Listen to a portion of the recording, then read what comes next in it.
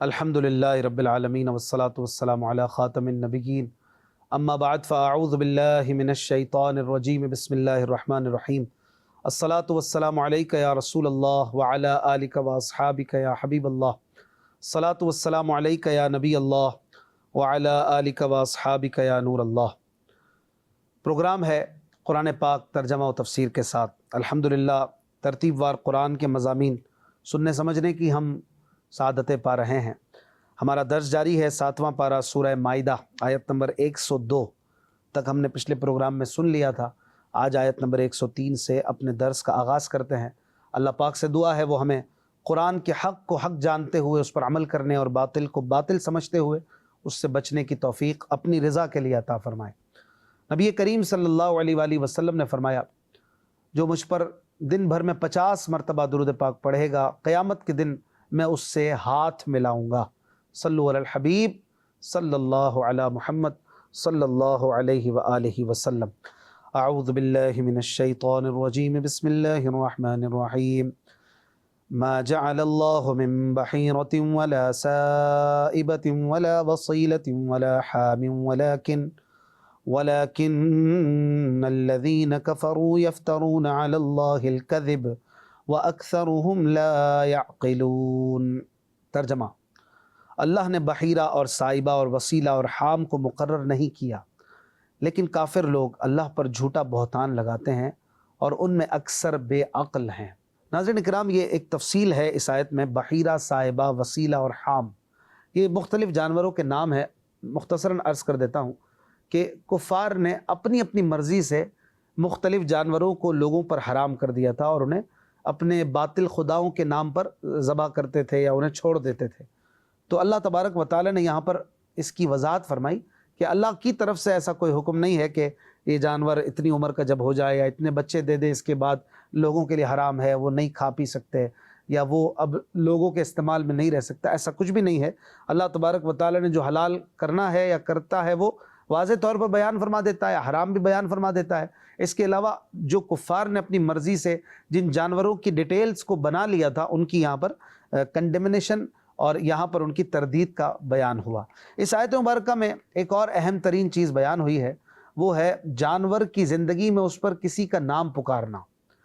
یہ اسے حرام نہیں کر دیتا، یہ بات یاد رہے۔ اگر جانور کے بارے میں کہا جائے کہ یہ جانور کسی بندے کا ہے، کسی بندے کے نام پر یا کسی کے لیے اسے ذبح کیا جائے گا، تو اس طرح سے کہنے پر، چاہے وہ کسی عام بندے کے لیے ہو یا کسی اللہ والے، کسی ولی اللہ کے لیے ہو کہ یہ اس کے ثواب کے لیے ذبح کیا جائے گا، تو یہ اسے حرام نہیں کر دیتا۔ ہاں، ذبح کے وقت غیر اللہ کا نام پکارنا، غیر خدا کا نام پکارنا، یہ حرام ہے۔ اسی طرح یہ بھی پتہ چلا کہ جو جانور حلال ہو اسے خامخواہ حرام کہنا، یہ تو مشرکین کا طریقہ ہے۔ مزید آگے ارشاد فرماتا ہے، وَإِذَا قِيلَ لَهُمْ تَعَالَوْا إِلَى مَا أَنزَلَ اللَّهُ وَإِلَى الرَّسُولِ قَالُوا حَسْبُنَا مَا وَجَدْنَا عَلَيْهِ آبَاءَنَا أَوَلَوْ كَانَ آبَاؤُهُمْ لَا يَعْلَمُونَ شَيْئًا وَلَا يَهْتَدُونَ۔ ترجمہ: اور جب ان سے کہا جائے کہ جو اللہ نے نازل فرمایا ہے اس کی طرف اور رسول کی طرف آؤ، تو کہتے ہیں ہمیں وہی کافی ہے جس پر ہم نے اپنے باپ دادا کو پایا ہے۔ کیا اگرچہ ان کے باپ دادا نہ کچھ جانتے ہوں اور نہ انہیں ہدایت ہو؟ ناظرین کرام، اس آیت میں یہ بیان کیا جا رہا ہے کہ مشرکین سے جب کہا جاتا ہے کہ اللہ اور اس کے رسول کی پیروی کرو، تو وہ کہتے ہیں کہ ہمارے لیے ہمارے باپ دادا کا دین کافی ہے۔ اس پر فرمایا کہ باپ دادا کی پیروی اور ان کی بات ماننا تب ٹھیک ہے جب وہ علم رکھتے ہوں اور سیدھے رستے پر ہوں۔ اللہ پاک اور اس کے حبیب صلی اللہ علیہ وآلہ وسلم کی پیروی کی دعوت ملنے پر کفار نے جو جواب دیا، اس سے پتہ چلا کہ شریعت کے مقابلے میں جاہل باپ دادوں کی رسم اختیار کرنا یہ کفار کا طریقہ ہے۔ اس سے ان لوگوں کو نصیحت حاصل کرنی چاہیے جو خوشی کی تقریبات میں اور غمی کے مواقع پر ناجائز و حرام رسمیں کرتے ہیں اور ان رسموں میں شامل نہ ہونے والوں کو برا بھلا کہتے ہیں اور ان رسموں سے منع کرنے والے سے کہتے ہیں ہمارے خاندان میں یہ رسمیں تو اتنے عرصے سے چلی آ رہی ہیں، ہم تو انہیں نہیں چھوڑ سکتے۔ اللہ تبارک و تعالیٰ ایسے لوگوں کو ہدایت عطا فرمائے۔ آیت کے آخری حصے میں ایک اور بات اللہ پاک نے ارشاد فرمائی کہ نیک بندوں کی اتباع اور ان کی پیروی بھی ضروری ہے۔ ایک اور مقام پر فرمایا، یا ایھا الذین آمنوا اتقوا اللہ وکونوا مع الصادقین، اے ایمان والو اللہ سے ڈرو اور سچوں کے ساتھ ہو جاؤ۔ حضرت سفیان بن عیینہ رحمۃ اللہ علیہ فرماتے ہیں کہ حضرت عیسیٰ علیہ السلام کا ارشاد ہے، ایسے لوگوں کی صحبت اختیار کرو جن کی صورت دیکھ کر تمہیں خدا یاد آئے، جن کی گفتگو تمہارے علم میں اضافہ کرے، اور جن کا عمل تمہیں آخرت کا شوق دلائے۔ سبحان اللہ۔ اگلی آیت میں اللہ تبارک و تعالی ارشاد فرماتا ہے، یا ایھا الذین آمنوا علیکم انفسکم لا یضرکم من ضل اذا اہتدیتم الی اللہ مرجعکم جمیعا فینبئکم بما کنتم تعملون۔ ترجمہ، اے ایمان والو، تم اپنی جانوں کی فکر کرو، جب تم ہدایت پر ہو تو گمراہ ہونے والا تمہارا کچھ نہ بگاڑے گا، اللہ ہی کی طرف تم سب کا لوٹنا ہے، پھر وہ تمہیں بتا دے گا جو کچھ تم کرتے تھے۔ ناظرین کرام، مسلمان کفار کی اسلام سے محرومی پر افسوس کرتے تھے، اور انہیں رنج ہوتا تھا کہ کفار عناد میں مبتلا ہو کر دولت اسلام سے محروم رہے۔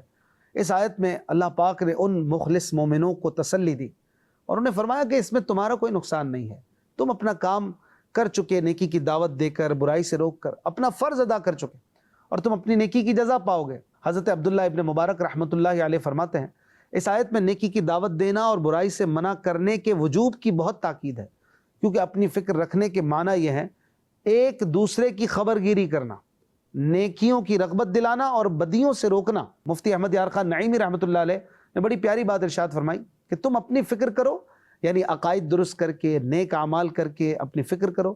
اعمال میں تبلیغ بھی شامل ہے، لہٰذا جو قدرت کے باوجود تبلیغ نہ کرے، لوگوں کو نیکی کی دعوت نہ دے، برائی سے نہ روکے، وہ رستے پر ہی نہیں ہے۔ یہاں پر نیکی کا حکم دینے اور برائی سے منع کرنے کا ذکر ہوا، اس کے متعلق کچھ احادیث مبارکہ بھی سن لیجئے۔ حضرت ابو بکر صدیق رضی اللہ عنہ نے فرمایا، اے لوگو، تم یہ آیت پڑھتے ہو، پھر یہ آیت پڑھی، یا ایھا الذین آمنوا علیکم انفسکم لا یضرکم من ضل اذا اہتدیتم۔ فرماتے ہیں کہ میں نے رسول اللہ صلی اللہ علیہ وآلہ وسلم سے سنا ہے کہ جب لوگ ظالم کو ظلم کرتے دیکھیں اور اسے ظلم سے نہ روکے تو قریب ہے کہ اللہ پاک ان سب کو عذاب میں مبتلا کر دے۔ ایک اور حدیث پاک میں ہے، حضرت ابو بکر صدیق رضی اللہ عنہ نے فرمایا، اے لوگو، تم اللہ پاک کے اس فرمان علیکم انفسکم کو پڑھ کر دھوکے میں مبتلا نہ ہو جانا کہ تم میں سے کوئی کہنے لگے میں تو بس اپنی فکر کروں گا۔ اللہ کی قسم، تم ضرور نیکی کا حکم دو گے اور برائی سے روکو گے، ورنہ تم پر تمہارے شریر لوگ حکمران بن جائیں گے جو تمہیں بڑی سخت تکلیفیں پہنچائیں گے، پھر تمہارے نیک لوگ دعا کریں گے بھی تو ان کی دعا قبول نہ کی جائے گی۔ اللہ اکبر۔ آج کے اس زمانے میں اپنے ارد گرد دیکھ لیں، دنیا کے حالات دیکھ لیں تو نظر آتا ہے کہ نیکی کی دعوت دینے اور برائی سے منع کرنے کے اہم ترین کام کو مسلمان نے چھوڑا ہے، تو جو آفتیں، جو برے حکمرانوں کے معاملات اور مشقتیں، پریشانیاں، مسائل بڑھتے جا رہے ہیں، یہ کہیں اسی کی وجہ سے تو نہیں ہے کہ ہم نے ارد گرد کی فکر چھوڑ دی ہے۔ اولاً تو اپنی فکر بھی نہیں ہے ایک بہت بڑی طبقے کی، لیکن جس کو ہے بھی، خود نماز پڑھ لی، زکوٰۃ دے دی، حج کر لیا، روزے رکھ لیے، کچھ اچھے کام کر لیے، برائیوں سے بچ لیے، لیکن دوسروں کو بچانے کی کوئی فکر نہیں۔ یاد رہے کہ اللہ تبارک و تعالیٰ نے ہمیں جہاں خود سدھرنے اور اپنی فکر کرنے کا حکم دیا، وہیں اپنی فکر میں یہ بھی داخل ہے کہ اپنے معاشرے کی فکر کی جائے، کیونکہ یہ بھی اپنے لوگ ہیں، یہ بھی اپنے ہی ہیں، لہٰذا ہم سب پر نیکی کی دعوت دینا، برائی سے روکنا یہ لازمی ہے۔ حضرت ابو درداء رضی اللہ عنہ فرماتے ہیں، اے لوگو، تمہیں لازمی طور پر نیکی کا حکم دینا اور برائی سے روکنا ہوگا، ورنہ اللہ پاک تم پر ظالم حکمران مسلط کر دے گا جو تمہارے بڑوں کی بزرگی کا خیال نہیں رکھے گا اور تمہارے چھوٹوں پر رحم نہیں کرے گا۔ تمہارے نیک لوگ اس کے خلاف دعا مانگیں گے لیکن ان کی دعا قبول نہ ہوگی، اور تم مدد مانگو گے لیکن تمہیں مدد نہ ملے گی۔ اللہ اکبر۔ ڈرنا چاہیے اور تھوڑا غور کرنا چاہیے کہ ہم دعائیں کرتے ہیں قبول نہیں ہوتی، دعائیں کرواتے ہیں قبول نہیں ہوتی، تو کیا یہ اس کی وجہ سے تو نہیں ہو رہا کہ ہم نے نیکی کی دعوت دینا چھوڑ دیا ہے؟ بہت بڑا کام ہے، یہ بہت بڑا کام ہے۔ امیر اہل سنت پر قربان جائیے، آپ نے کتنا زبردست گول آف لائف دیا ہے۔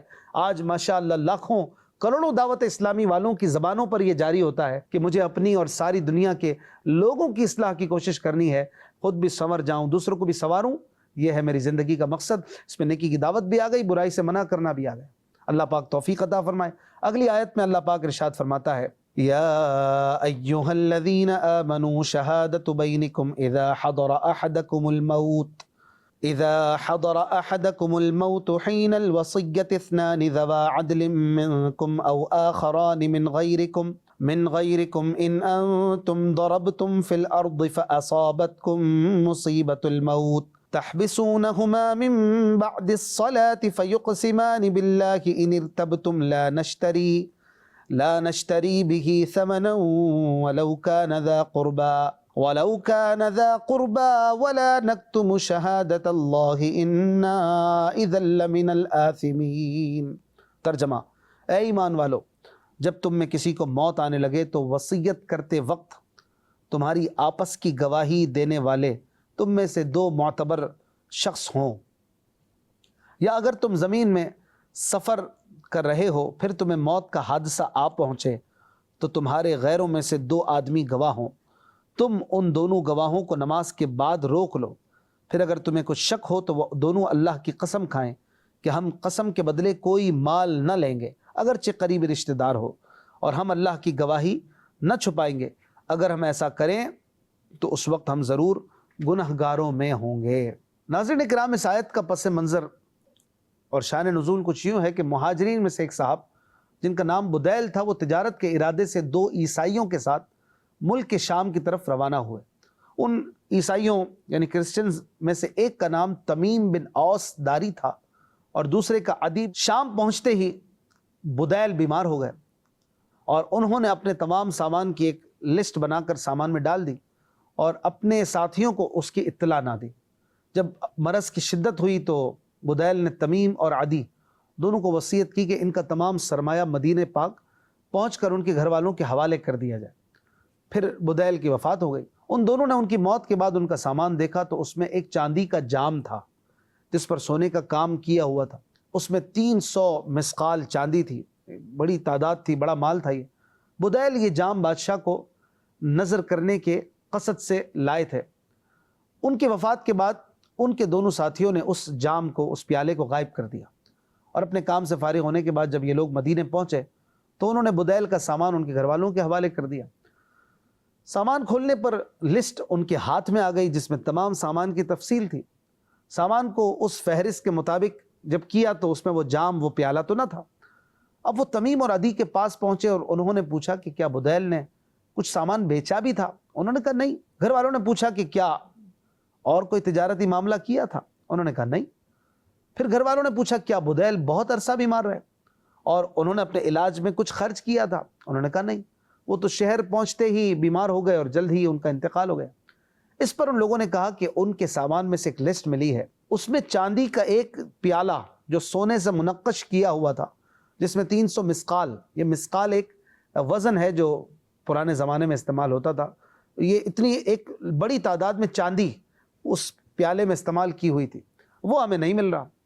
اب تمیم اور عدی پھنس گئے، وہ کہنے لگے ہمیں تو نہیں پتا، ہمیں تو جو وصیت کی تھی اس کے مطابق سامان تمہارے حوالے کر دیا، جام کا ہمیں کیا پتا۔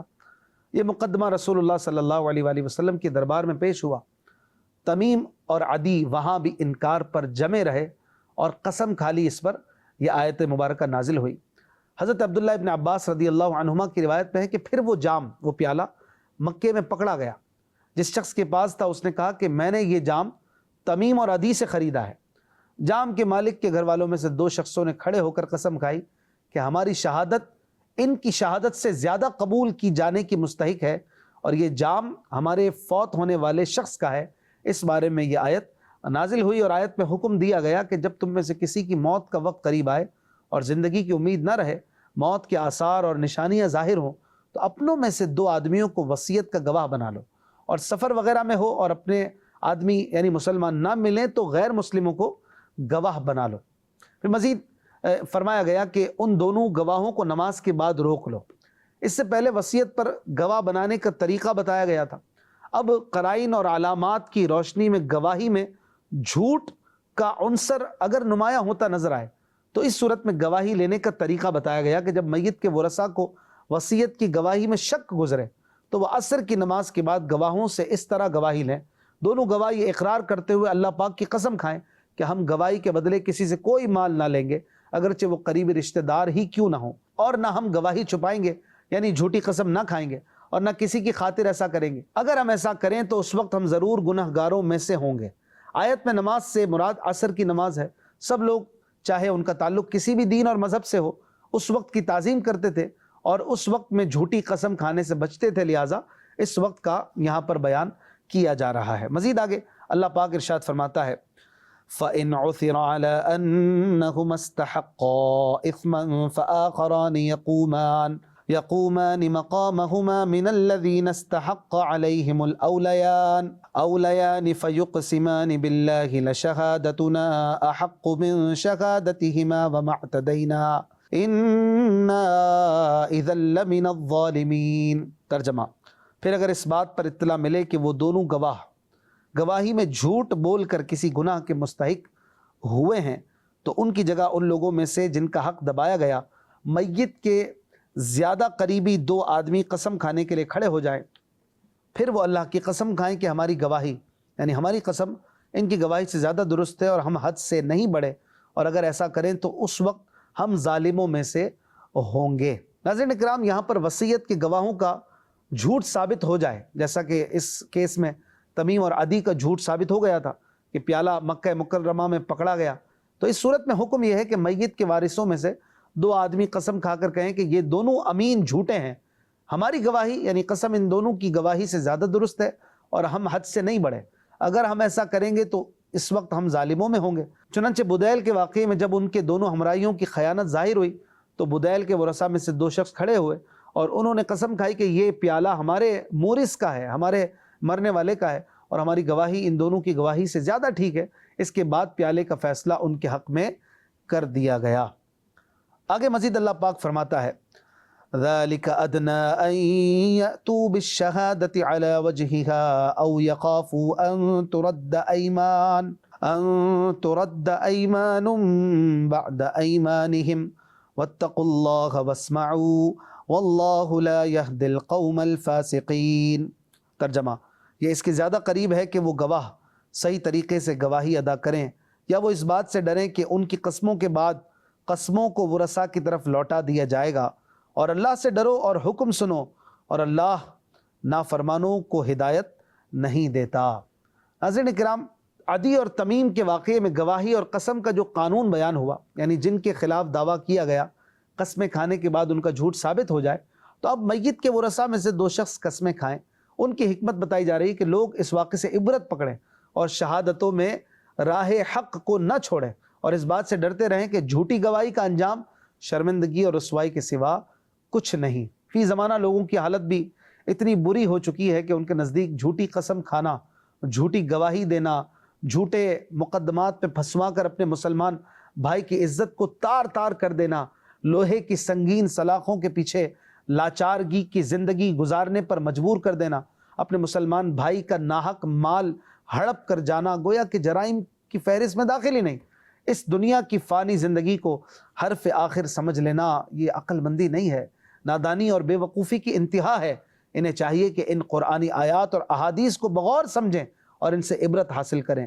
حضرت عبداللہ ابن مسعود رضی اللہ عنہ سے مروی ہے، سرکار علی وقار صلی اللہ علیہ وآلہ وسلم نے فرمایا، جس نے جھوٹی قسم پر حلف اٹھایا تاکہ اس کے ذریعے اپنے مسلمان بھائی کا مال ہڑپ کر لے تو وہ اللہ پاک سے اس حال میں ملے گا کہ اللہ پاک اس پر سخت ناراض ہوگا۔ حضرت عبداللہ ابن عمر رضی اللہ عنہما سے روایت ہے، رسول اللہ صلی اللہ علیہ وآلہ وسلم نے فرمایا، جھوٹے گواہ کے قدم ہٹنے بھی نہ پائیں گے کہ اللہ پاک اس کے لیے جہنم واجب کر دے گا۔ حضرت عبداللہ ابن عباس رضی اللہ عنہما سے روایت ہے، نبی اکرم صلی اللہ علیہ وآلہ وسلم نے فرمایا، جس نے ایسی گواہی دی جس سے کسی مسلمان مرد کا مال ہلاک ہو جائے یا کسی کا خون بہایا جائے تو اس نے اپنے اوپر جہنم کو واجب کر لیا۔ اللہ پاک مسلمانوں کو توفیق خیر عطا فرمائے۔ زندگی رہی تو انشاءاللہ الکریم اگلے پروگرام میں ملاقات ہوگی۔ اپنا خیال رکھیے گا۔ صلو علی الحبیب صلی اللہ علی محمد صلی اللہ علیہ وآلہ وسلم۔